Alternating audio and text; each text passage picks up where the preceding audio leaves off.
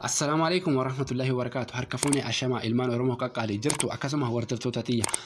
حرّون تنجرسيسو كان سنبرسيسو بيسمني إدو أدداتين أبوتا أدداران في باي إس الركيسة بيسي سايتولا أمدورا جوجل كيسانا كاتا إسن اتفراهيتان إسن غرسيسين توريو كايداتان تاي حرّا جوجل سون تاني غرا واي فاي يوكاني كونكشن إناتان أكاتا إسن اتفراهيتان غرا باي إسن إفسال باتين إسن أرجسيسا كوتاتي نفانا تورا.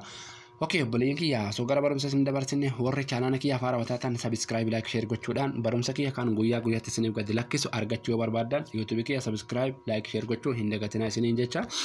kallattii man gara barumsa sin dabarsuudhaaf settingi keessa seentan jechuudha beeksisa furraayidhuudhaaf settingi keessa eega seentanii kanuma tokkoffaa irratti isin dhufu kan jechuudha kan mallattoo wifi irra jiru connection kan jedhu kana irratti okay gootu amma gadi buutanii dhumarratti kan jirtu kana more connection settingi kan jettu kana kilik gootu kan dhumarra jirtu kana jechuudha brafete denis ka jettu kana irratti kilik gootu amma dhumarratti amma keessan haala kanattiin off ka jedhu kana irrattiin writing kun guutamee jira jechuudha maal gochuu qabdanii gadi buutanii kan dhumarra jirtu kana jechuudha ifiitan irrattiin asirra gad deebistan jechuudha haala kanatti anamma hidhadhee jira waan ta'eef kuno itti barreeffadheen jira jechuudha isinis jechuudha haala kanatti itti barreeffatan jechuudha DNS jettanii qubee gurtuudhaani tuqaa gidduu sana galchitanii eegasii add tuqa jidduu sana eega galchitanii add guard ka jettu kana jechuudha eegasiilee achi xinnoo